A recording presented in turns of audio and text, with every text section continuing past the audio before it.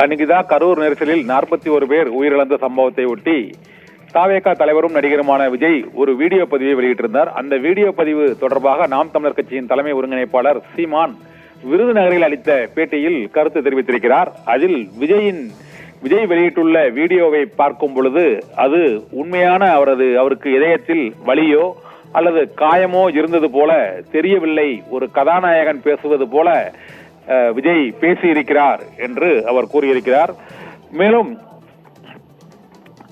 முதலமைச்சரை CM sir என்று கூறியது சிறுபிள்ளைத்தனமானது என்றும் அவர் மீது மரியாதை இருக்கிறதோ இல்லையோ சிஎம் முதலமைச்சரின் நாற்காலியின் மீது ஒரு மதிப்பு வைத்திருக்க வேண்டும் என்றும் திரைப்பட வசனம் போல பேசுவது நல்ல அணுகுமுறை கிடையாது என்றும் நாம் தமிழர் கட்சியின் தலைமை ஒருங்கிணைப்பாளர் சீமான் தாவேகா தலைவர் நடிகர் விஜயை இந்த 41 பேர் உயிரிழந்த சம்பவம் தொடர்பாக அவர் வெளியிட்ட அந்த வீடியோ பதிவானது சிறுபிள்ளைத்தனமான வீடியோவாக இருக்கிறது என்றும் அது திரைப்பட வசனம் போல எழுதி கொடுத்து பேச வைப்பது போல இருக்கிறது என்றும் நாம் தமிழர் கட்சியின் தலைமை ஒருங்கிணைப்பாளர் சீமான் குறிப்பிட்டிருக்கிறார்.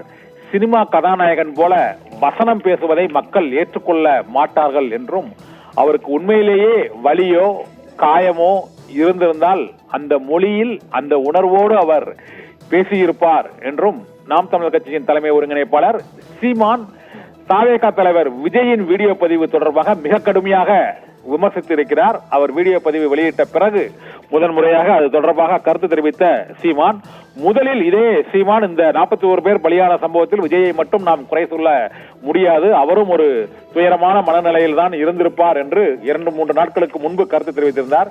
ஆனால் விஜய் வீடியோ வெளியிட்ட பின்னர் இன்று அது தொடர்பாக கருத்து தெரிவித்துள்ள சீமான் சினிமா கதாநாயகனை போல அவர் பேசியிருப்பதை ஏற்றுக்கொள்ள இயலாது என்றும் உண்மையிலேயே அவருக்கு வலியோ காயமோ இருந்தால் அந்த மொழியின் தன்மையே வேறாக இருந்திருக்கும் என்றும் திரைப்பட வசனம் பேசுவது போல அவர் பேசுவது ஏற்றுக்கொள்ள முடியாது என்றும் மேலும் கரூர் கூட்ட நெரிசலுக்கு விஜய் தான் காரணம் என்றும் அதற்கு அவர் பொறுப்பேற்க வேண்டும் என்றும் அந்த பொறுப்பேற்பது தொடர்பாக அந்த வீடியோ பதிவில் எதுவும் இல்லை என்றும் கரூரில் மட்டும் எப்படி கூட்ட நெரிசல் ஏற்பட்டது என்று அவர் கேட்டதே தவறான ஒரு கேள்வி என்றும் சீமான் இன்று அளித்துள்ள அந்த பேட்டியில் அவர் கூறியிருக்கிறார்.